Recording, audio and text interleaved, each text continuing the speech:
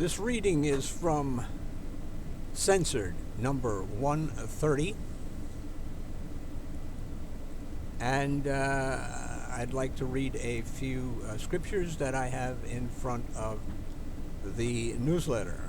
Number one is prove all things, hold fast that which is good, and that comes from 1 Thessalonians 5:21.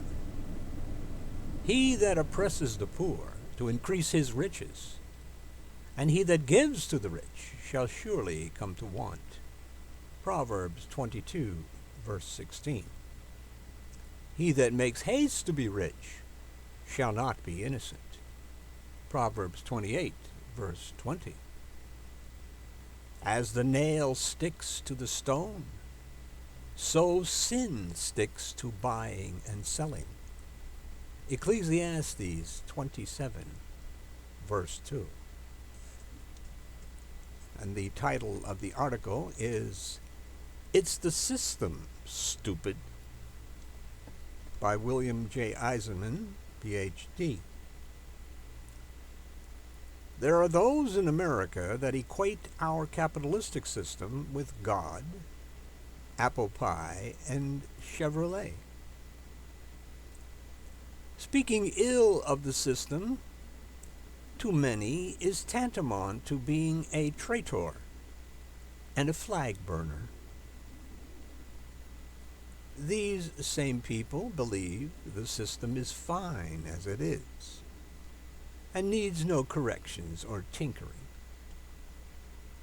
If they do admit there may be problems, they will blame them on people, not the system. They are blinded by their ideology.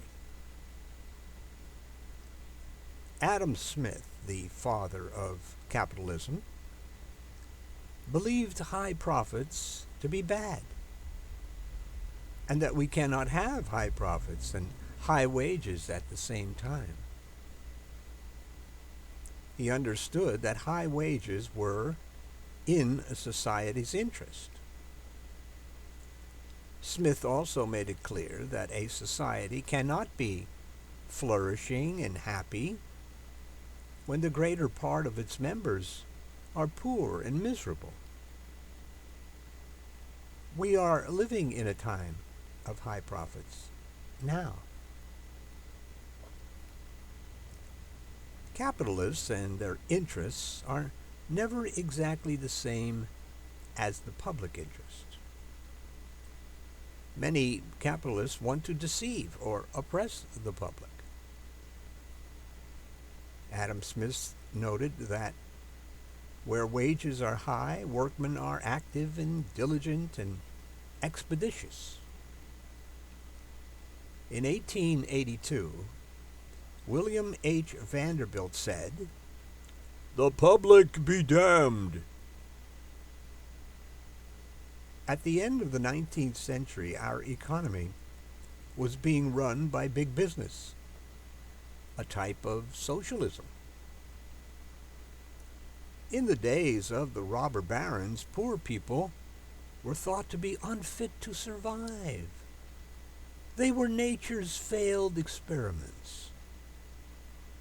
Railroad tycoon Jay Gould, 1836 to 1892, said that he could hire one half of the working class to kill the other half.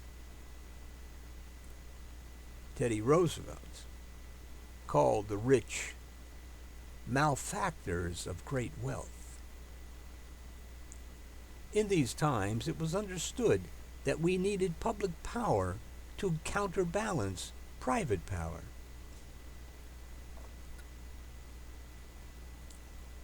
Every time there's a recession or a depression, jobs are hard to come by. Yet, sometime along the way, in a growing America, an ideology took hold. The idea was that the vast majority of jobs should be provided by the private sector. This was a mistake. History has shown us that the private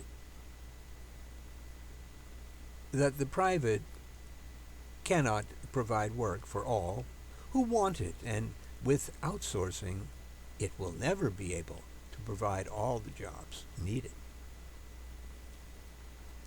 This wrong-headed decision to grant so much power to the private sector has given rise to a dangerous situation. The fact that the very survival of many is at stake. This works to the benefit of the business because desperate people will opt for any job just to survive. This is not an example of freedom or liberty. Businesses then can take advantage of their power by paying the lowest wages they can get away with. They can also get away with providing bad working conditions. In 1976, $7.55 would have bought what $25.83 would have bought in 2005. That means today's minimum wage, realistically, should be around $25. The free market worshippers have led us down a wrong road. Our government was captured by the very interests it was supposed to regulate and prosecute when wrongdoing was involved. High profits have given us high prices. We have put people who hate government in charge of running the government. The Republican conservative strategy has been to run up the deficit on things they like so money could not be spent on social programs. They want to starve the beast. Also, tax cuts for the rich simply amounts to an upward redistribution of income. Until the beginning of the 19th century, the average work week was 60 hours. And the private sector was happy with this. Contrary to the nonsense spewed out by conservative ass-kissers for big business, wages are politically determined. And under capitalism, of course, none of us is paid what we are really worth.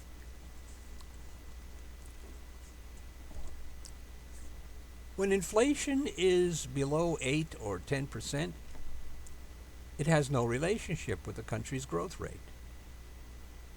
If we seek to reduce inflation, we reduce investment and economic growth.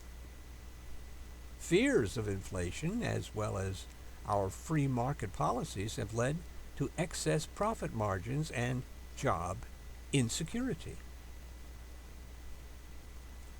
Pro-rich policies have failed to accelerate growth in the last 3 decades. Making the rich richer fails to make us richer.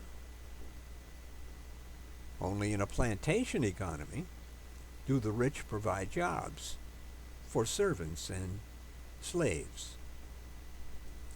It must also be remembered that corporate interests may not be the national interests. In requiring that the private sector be our job creator and producer, we have created a national security issue.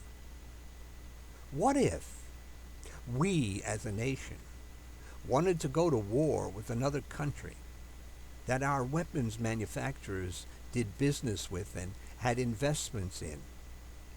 What if the producer refuses to make weapons for us, or maybe wants to sell to the enemy? Where does that leave us? The private sector and financial sector in America have too much power and influence. We are coming to understand that free market economics, as has been practiced in the last few decades, is dangerous. We are now living through the results. In order to endure, our economy and society must be reorganized. And at this point, nothing else will do. Otherwise, we continue to hurt ourselves with self-inflicted wounds. From 2000 to 2010, no gains in asset values, employment, and standards of living were seen. From 1959 to 1973, wages grew by 2.8% a year and then fell during the 1990s. Investment and innovation grow productivity and wealth, while consumption alone will not. In theory, higher wages and lower prices are the same. With increased productivity, prices should fall and real wages should rise. Simply printing money will not grow an economy. Today, 90% of our workers are employed in our non-manufacturing sector. After the 2007-2008 financial meltdown, $15 to $20 trillion guarantees were extended by our government, along with $1.5 trillion loaned by the Federal Reserve to fund withdrawals, and $425 billion was invested in banks and AIG to improve their capital reserves. With $1.5 trillion, the Fed also bought mortgages, which held up security prices. We did not learn or put into practice ways to prevent another economic crisis. We also have not learned how to reduce unemployment or how to revive growth. We also did not learn how to balance the budget, raise taxes, or cut real spending on the big ticket items. As it stands, future financial crises are inevitable. The prime cause of the 2007-2008 financial meltdown was subprime defaults, which should have been regulated and restricted. So now we are in a period where unemployment drives down wages and where lower wages should increase the demand for labor, but it's not happening. Jobs have been added every month for the last 5 years or so, but we forget that many of the jobs that were lost are never coming back. That means if there is a recovery, it will only be limited. Exactly what we are enduring.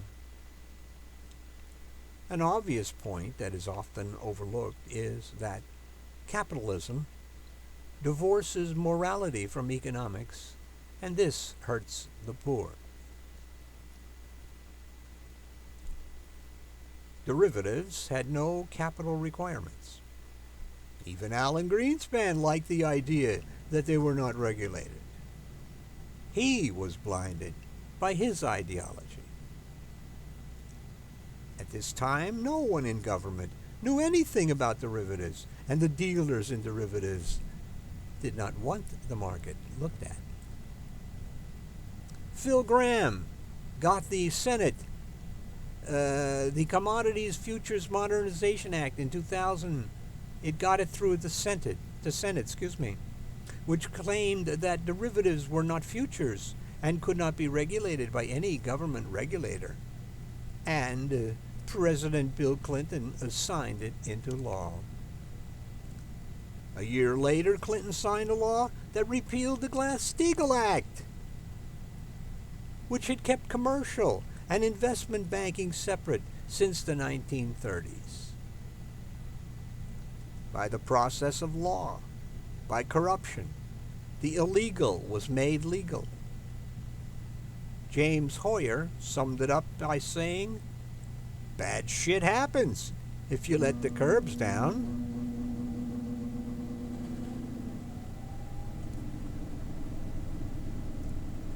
Wall Street gave us all those bad mortgages.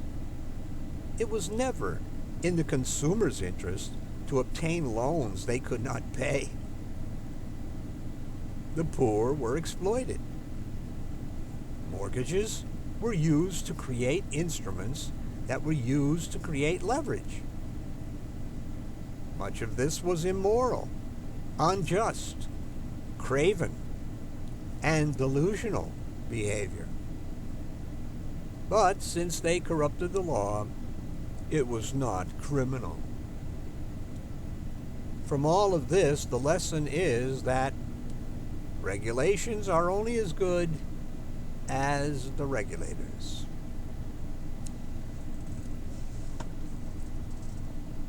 Behind a lot of our bad government policies are the theories of Milton Friedman, who maintained that government social programs and regulations damaged the efficient workings of an economy and undermined personal freedom, opportunity, and social justice in the libertarian manner.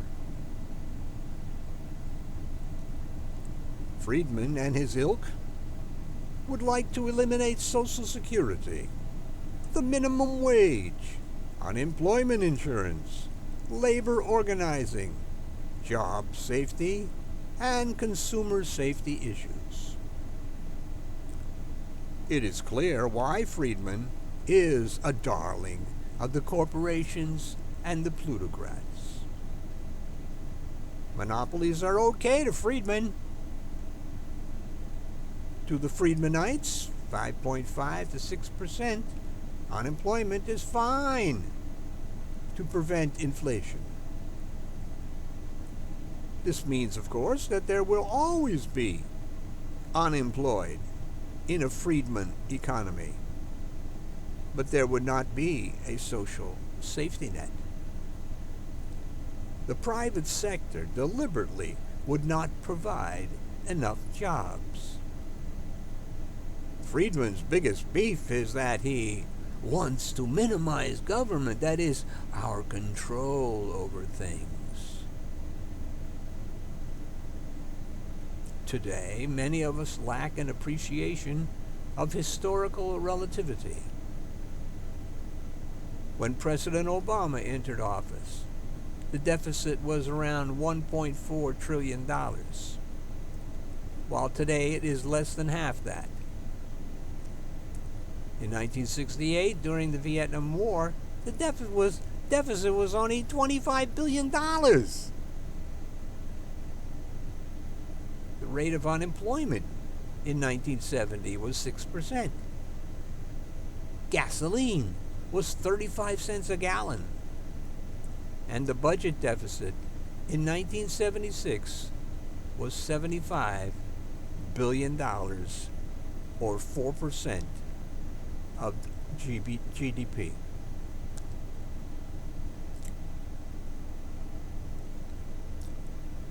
Conservative Republicans worship President Ronald Reagan, but it is a phony Reagan that they worship, an idealized Reagan.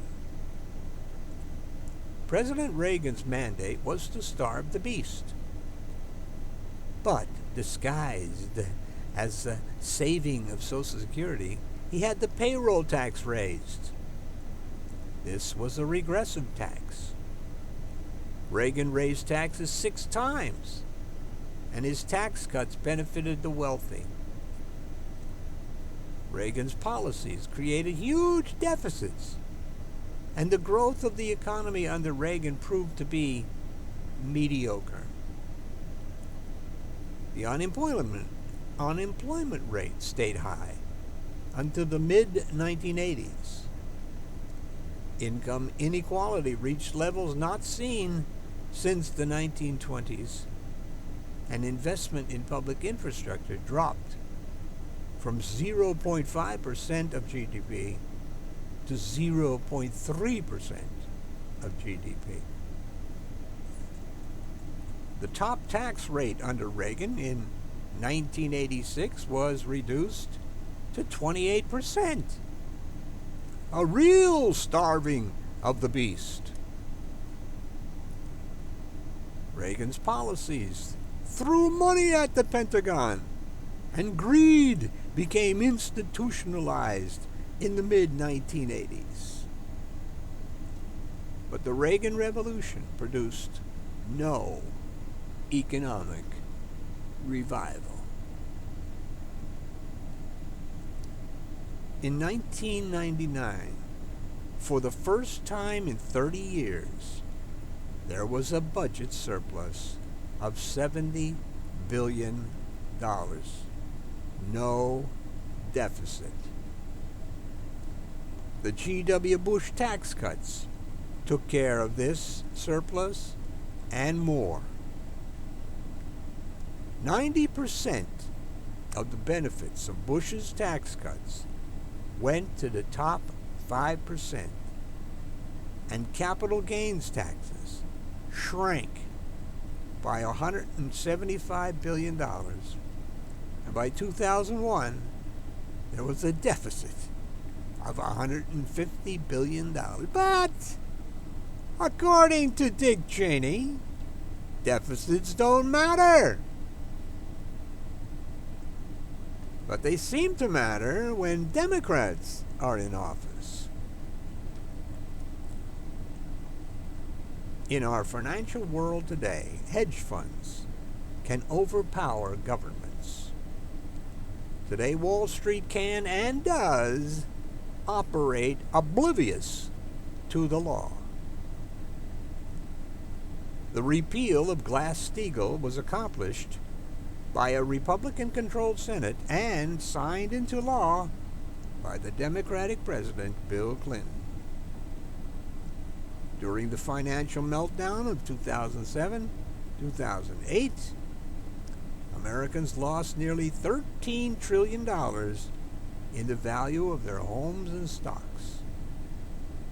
Unemployment hit 10%, and 3 million Americans were losing their homes. The crash of 2008 was a function of unchecked greed of a handful of individuals, the culmination of 40 years of growing power and weakened government. There was rampant accounting fraud, and hundreds of billions of dollars were wasted. In the 2000s, household incomes fell, and all productivity gains went to corporate profits. 42 million people were on food stamps in 2010. Were they all lazy welfare cheats? Is it possible that there were real economic factors at work? In 2010, there were 185 means-tested welfare programs in the budget at a cost of $700 billion. The poverty rate in 1950 was 32%. In 1959, it was 22.4%. And in 1969, it was 12.1%. And from 78 to 82, it rose to 15%. While in 2009, it dipped to 14.3%. Not a lot of progress here. It seems the poor are always with us. We could eliminate poverty in America at $50,400 per family of 3. By 2009, we have spent $16 trillion on the war on poverty, and yet the poor are still with us. Much like the war on drugs and the war on terror. Conservative voices cry out that the first root of poverty is non-work and the second root is illegitimacy. But somehow these voices ring hollow. For even in the best of times there is unemployment. And that means there are people without jobs. And probably poor. Our capitalistic system cannot do away with the poor. Our capitalistic system gives a head start to the haves. To create jobs in the private sector requires business investment, spending, and if this is done by our businesses in other countries, then we suffer here. Instead of coming up with answers to poverty, conservative Republicans claim our poor are overnourished.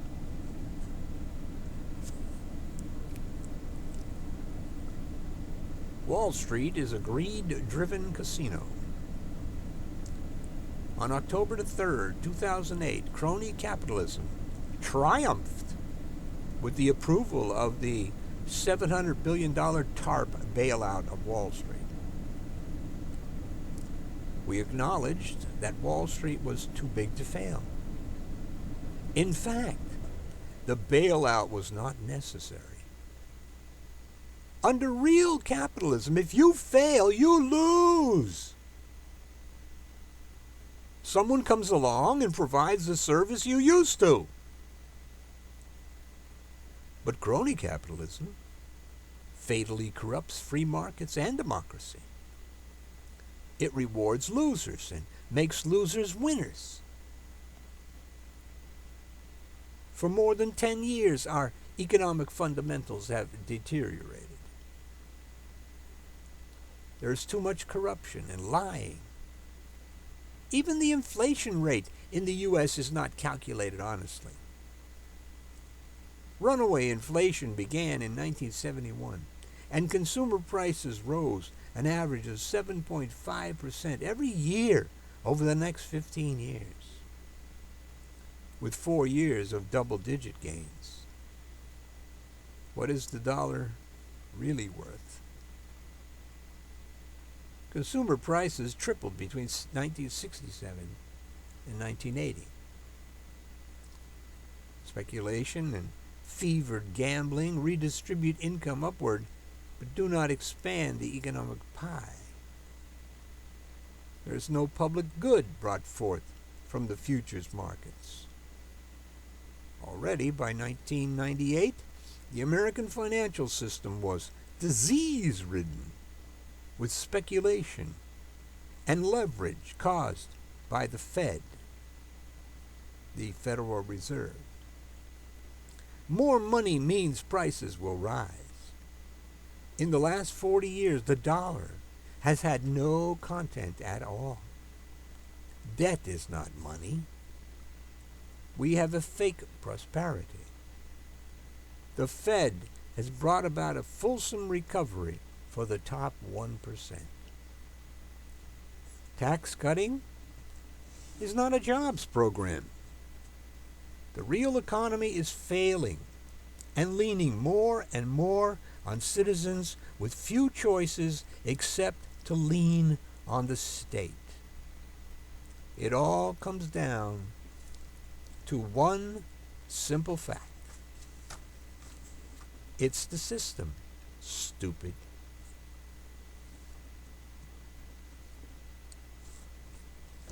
The end.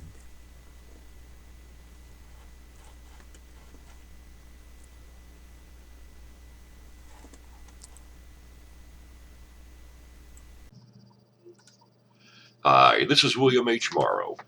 The best way to join our organization is to get your free annual subscription to Newsletter Censored with your gift to support this work. the newsletter of hard-hitting truth and news-fighting censorship and conservative propaganda since 1977. There is nothing out there like the newsletter censored in the mainstream media or the press. This newsletter is the very best way to join and be a part of our organization. We're living in the end times, so you need Newsletter Censored. Go to www.newslettercensored.com.